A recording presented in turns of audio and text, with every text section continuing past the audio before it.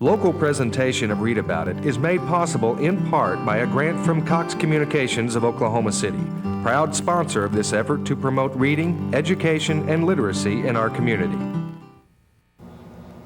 Oklahoma history will be the topic on Read About It tonight. Hi, I'm B.J. Williams. Dr. Louise Robbins will be telling us about her book, The Dismissal of Miss Ruth Brown.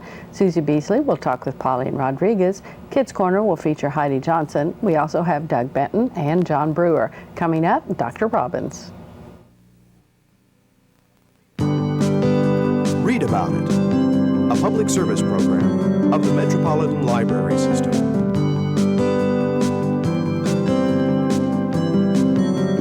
Host, B.J. Williams. A couple of weeks ago, I attended the Oklahoma Center for the Book Oklahoma Book Awards, and I was able to talk with a number of the finalists there. One of them was Dr. Louise S. Robbins. Her book was a finalist in the nonfiction category, and it was entitled The Dismissal of Miss Ruth Brown. Now, Dr. Robbins is an associate professor and also the director of the School of Library and Information Studies at the University of Wisconsin-Madison. She has written a book called Censorship and the American Library, the American Library Association's Response to Threats to Intellectual Freedom, 1939 to 1969. I believe her book, The Dismissal of Miss Ruth Brown, which is about an incident here in Oklahoma, probably came out of that research. I think you'll enjoy what she had to say about her book. Dr. Robbins, what inspired you to write about Ruth Brown in Bartlesville? Well, I discovered the story on my way to another project that I was working on, and when I finished that and got ready to start on something else, I was talking to a friend, and he said, well, you've lived in Oklahoma a long time and you know the territory, so why don't you work on that story? And it was a story that interested me anyway because of its combination of ingredients. The importance of women in the story, the early recognition that libraries had not served African Americans adequately, and the censorship aspects all were of great interest to me. So it was just a natural for me, from my own particular interests and my experience in Oklahoma. Well, I got the impression when I first talked to you about this that you had developed quite an affection for Miss Ruth Brown. Well, I have developed an affection for Miss Ruth Brown. She must have been quite a character. She loved to play Scrabble. She did needlework badly. She loved music but couldn't play an instrument. She was willing to stick her neck out about a lot of things and seemed to carry through on her convictions even to death. When she gave her body to the University of Oklahoma for the medical students to apparently practice on. She just didn't seem to think that the things that she owned or what she could acquire materially was very important, but rather the difference she could make in the world. And I think that's a pretty interesting and amazing position to take.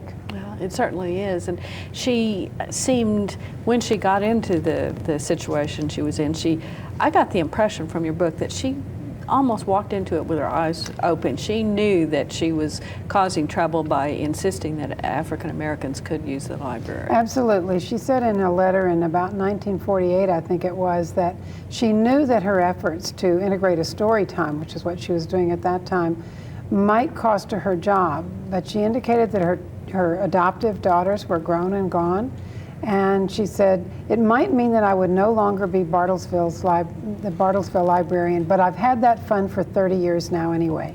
So she was very attached to her job, but she realized that she might come to the point where she would sacrifice it for something else.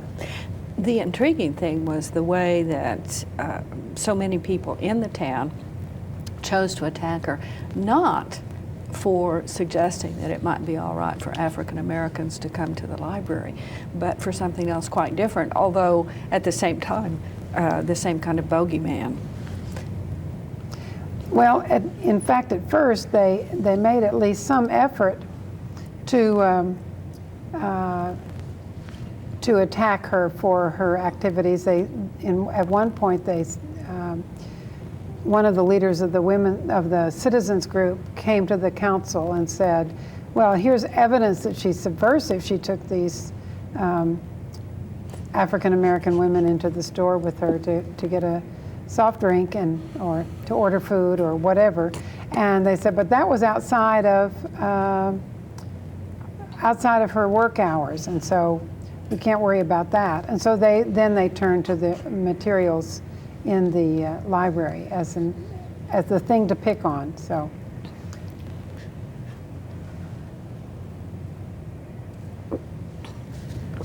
Well, it seemed to be a collection of a lot of the powers that be in town.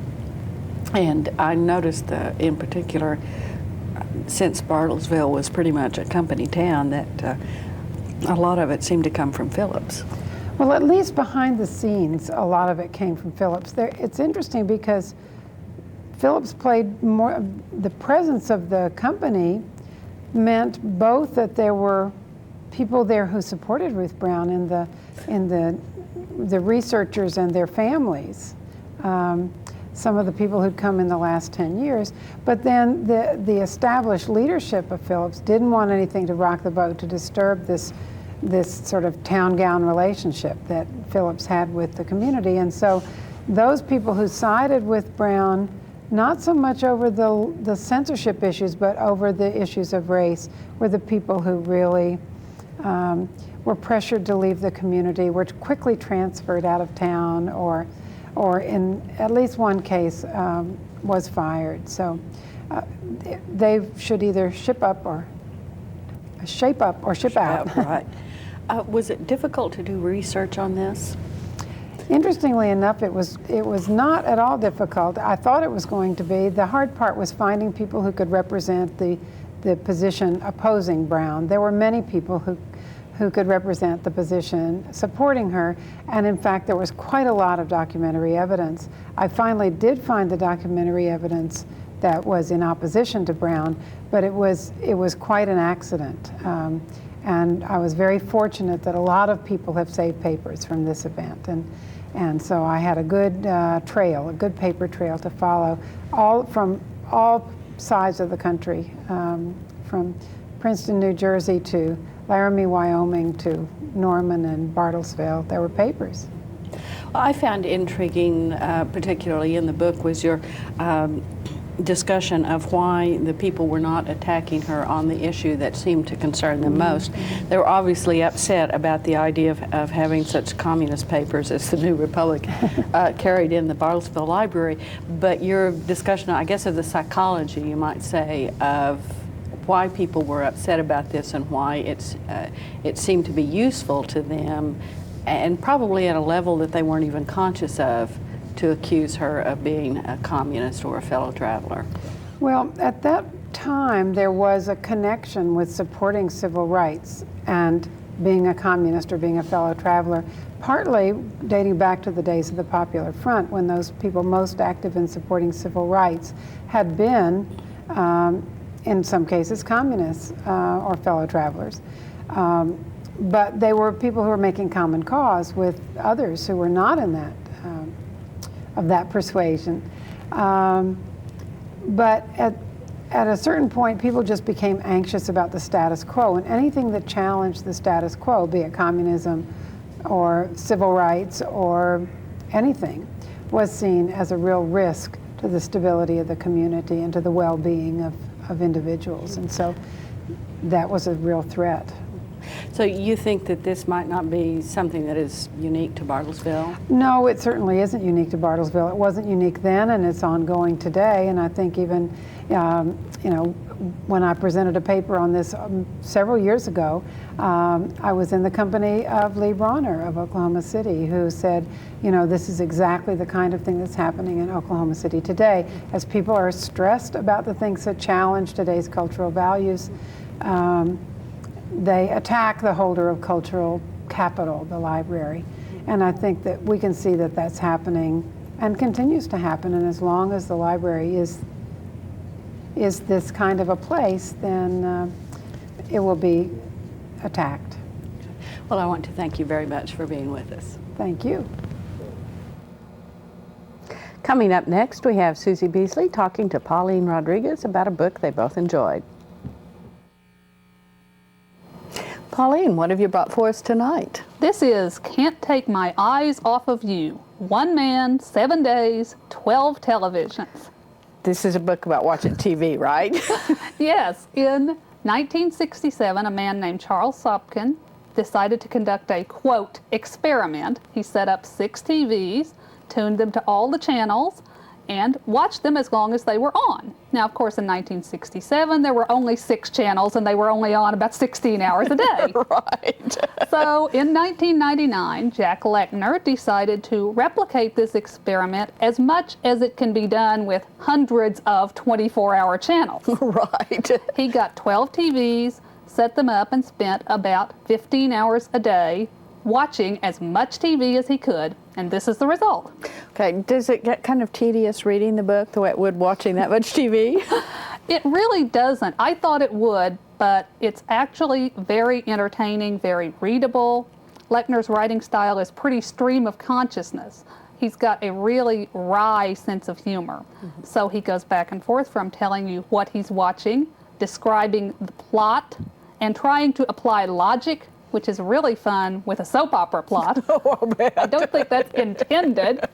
He tells you what he's doing because he's tried to make everything he does TV oriented. So he's eating TV dinners. His descriptions of those are interesting in themselves. So, well, now, is this then basically his views of TV? Pretty much, but it's not just me, me, me. He brings in experts. Ah. He has a friend who's a soap opera fan who comes in and watches soap operas with him for an afternoon. He has a 4-year-old who comes in and watches Saturday morning shows to critique them. He has various other friends who come and go at various times, and his wife and his dog are always around. The wife provides really good commentary. The dog doesn't say much. Its commentary is mostly limited to sleeping, which doesn't seem to have a lot to do with what's on TV. No, the dog doesn't even perk up when the animal show comes on. Not much. About the only thing the dog's interested if it's another pug dog. Ah. Discriminating dog. Well, what does Mr. Lechner conclude from this marathon? Well, he comes to about the same conclusion, I think, that most of us would. There's a lot less good stuff than not so good stuff, and most of the not so good stuff is pretty bad, and the good stuff is really good. I think I probably could have come to the same conclusion, but not nearly in such an entertaining way. Right. Well, and he has so much information to back him up, doesn't he? Well, tell us once again the title and the author. The title is Can't Take My Eyes Off of You by Jack Lechner. Thanks very much, Pauline. Remember, you can find this book at your local library and your favorite bookstore. As you may have noticed, that was not Susie Beasley talking with Pauline. I'd forgotten that I subbed for Susie that day.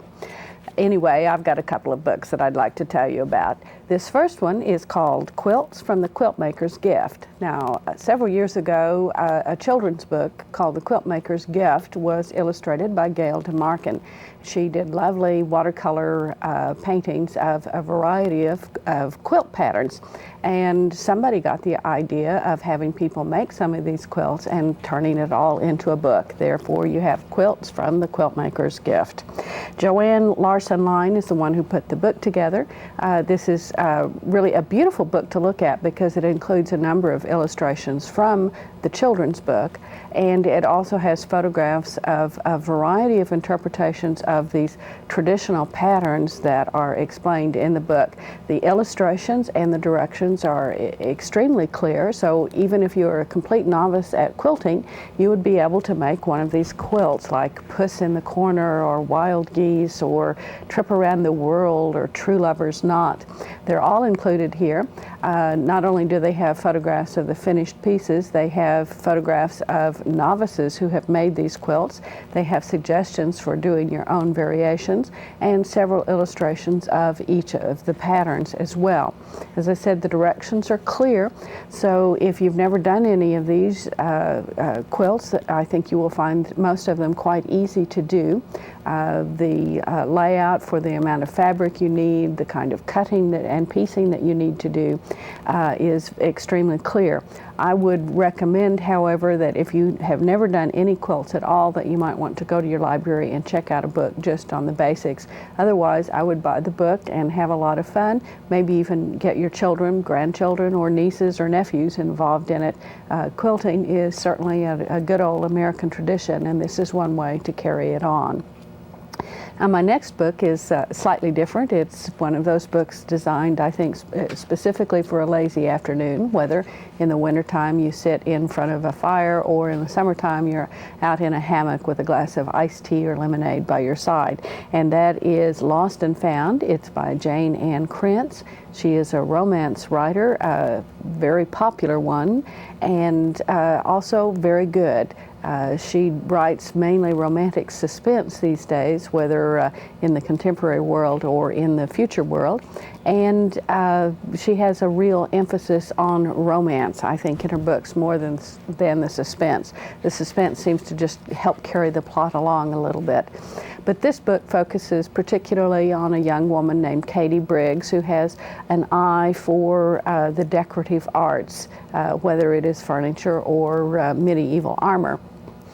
She has been described by her family as a little bit too much like her very weird and extremely unlikable great aunt who owns the family business, which is an art gallery. When the great aunt dies in a drowning accident and leaves the shares in her company to Caddy and not to the cousin who's been running it, Caddy's suspicions are aroused. She just has intuition that her aunt was murdered, but she doesn't know who and she's not sure why. She calls in a business acquaintance by the name of Mac Easton to help her unravel all of this. Of course, they have a little bit of history, and of course, sparks start to fly as they try to figure out, A, was her aunt truly murdered, and B, if so, who on earth would have done it, how would they have done it, and why would they have done it? Anyway, this is a delightful way to pass an afternoon, as I said. Krentz is very good at what she does. She respects the intelligence of her audience, and she always features very spunky and intelligent and likable heroines. Her heroes are also quite likable, but they are definitely masculine. Coming up next, we have Kids Corner, and Heidi Johnson will be telling us about some books just for our pre-readers. Heidi, what have you brought for us tonight? Hi, BJ. Well, this is sort of a whimsical story about Polly Hopper. Polly Hopper. Polly Hopper is a kangaroo, and she's a very curious kangaroo. She always wants to know how come and why. So she's wondering how come she can jump higher than any of the other animals. What makes the stars stay in the sky? Where do the trains go to that drive by where she lives?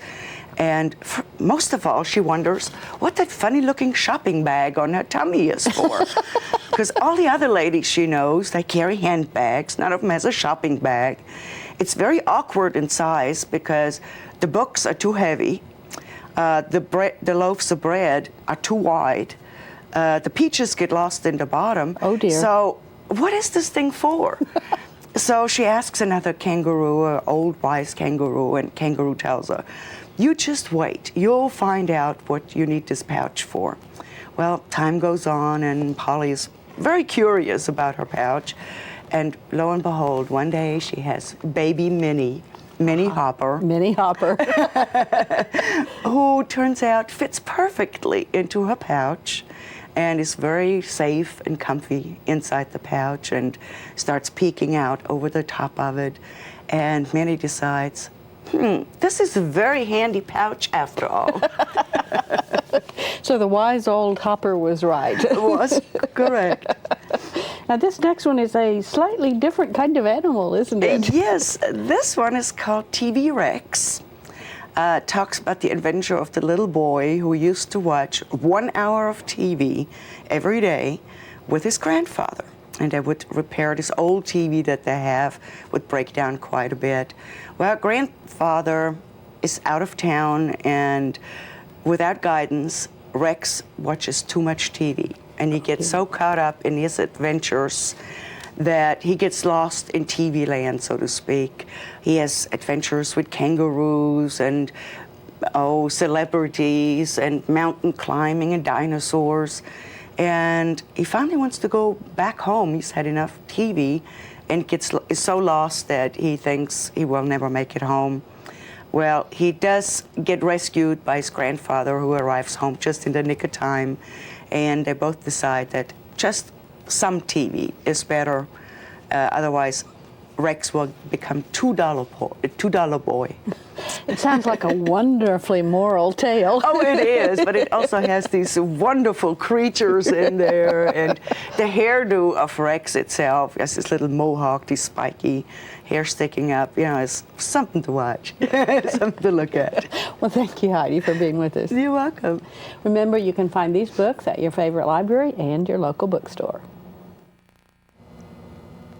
With me now is Doug Benton of the Oklahoma Gazette and the Metropolitan Library System, and he brought along a couple of interesting books. And Doug, what's the first one?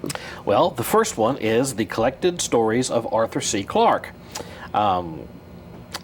This last week we had the Oscar presentation, and one of the most interesting moments for me was when Tom Hanks introduced the presenter of the award for the Best Adapted Screenplay, and it was Arthur Clarke.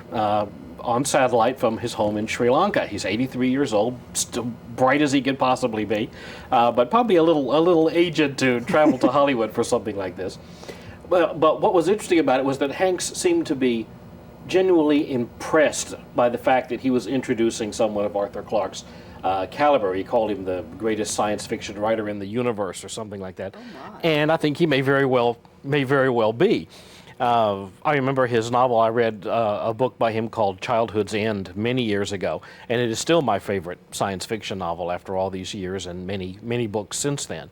But I always think, if you're not familiar with a fiction writer, short stories are a good way to enter into that writer's world. It gives you a chance to see what's there without committing to a long book if you're not in the mood really to commit to one. Having said that, I will say that The Collected Stories of Arthur C. Clarke is over 900 pages long. I was going to say, this is a pretty heavy book I've got here. Yeah, you're having to balance it on your lap. I'm glad it's you and not me. I don't know that this is the complete stories of Arthur Clarke, with the word collected in the title, but it's pretty darn close, I would think. And it's a very nice collection. For people who are familiar with Clarke's work, in fact, an element to this book that's very nice is that there are some stories in here that have never appeared in any of his books before. Some of them go back to the 30s when he was publishing in amateur press science fiction magazines in England. And so the only way you would have seen some of these stories would be to have read them, 60 years ago. And those stories are not really up to the level of science fiction that Clarke is better known for when he started writing novels in the 50s. But actually, they're pretty funny. They're almost science fiction parodies at that point in his career. But the things that Clarke is best known for, a really good adventure story with a scientific background. Those stories are here. The science is dead on for the time that the stories were written. He has not gone back and rewritten any of those stories to bring the science more up to date. In fact, that would probably kill some of the story ideas if the science were accurate. And perhaps the stories that aren't collected here are ones where the science is just so out of date that he chose not to reprint them here. Piloting by slide ruler is probably one of those that should be left out. Should be left away. Yeah, I think so too. But it really is a nice collection, and like I say, a great introduction to Clarke's work, and probably his best known short story is one called The Sentinel, which was the basis for the movie 2001, A Space Odyssey. It's a very short story, but it is included here. That one probably Clarke readers and science fiction readers have seen dozens of times because it does get anthologized a lot. But it's here too. So this is a good place to meet really one of the best science fiction writers, I think, of all time. Arthur C. Clarke.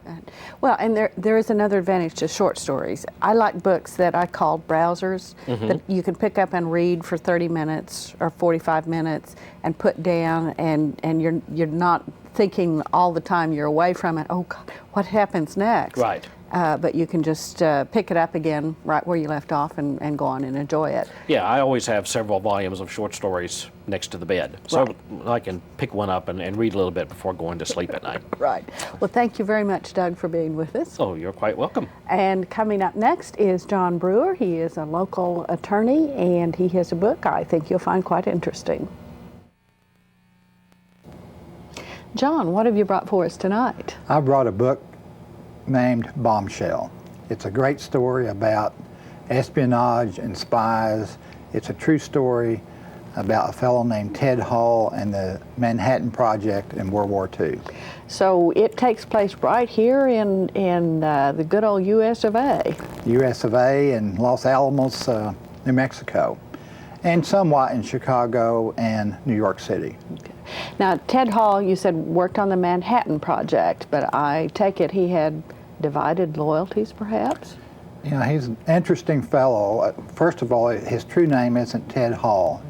He was Jewish and had changed his name prior to World War II because of Jewish discrimination in New York City.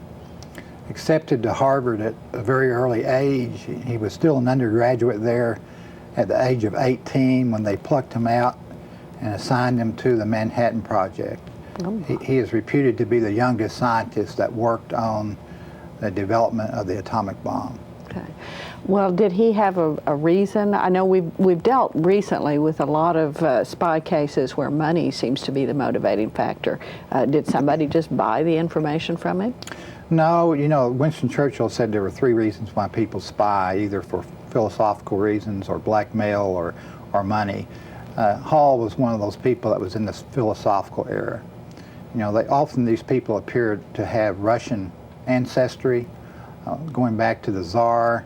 They had this unrealistic, idealistic view of Stalinist Russia as being some type of great place compared to what the Tsars had been.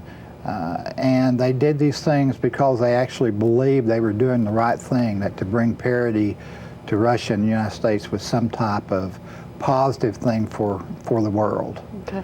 Now, the subtitle of this says it's an untold story, so I take it that we didn't make a great deal of it at the time. Well, he was unknown for about 50 years.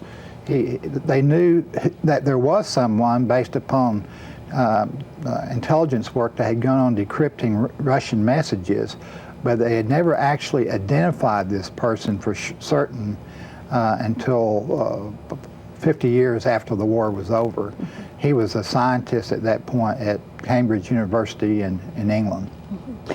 Did he make a quick trip further east when he became identified? No, he actually lived a very passive life and quiet life until he died. And except maybe for the tabloids, you know, trying to take his photograph and things of that nature. But he was never prosecuted, not unlike some of the, say, the Rosenbergs, who were involved somewhat, but they weren't nearly as guilty as this fellow was in terms of espionage.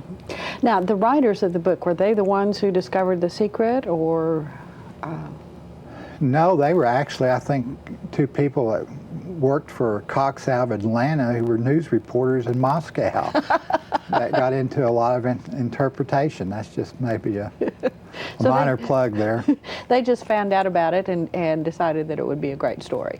They worked on it for several years, both in Russian files and talking to Hall and other people who were involved. Okay. Well, give us the title and the authors again, John. Bombshell by Albright and Kunstler. It's a great story. Thanks very much for being with us, John. Yes. Thanks for being with us today, and I hope you'll join us again next time.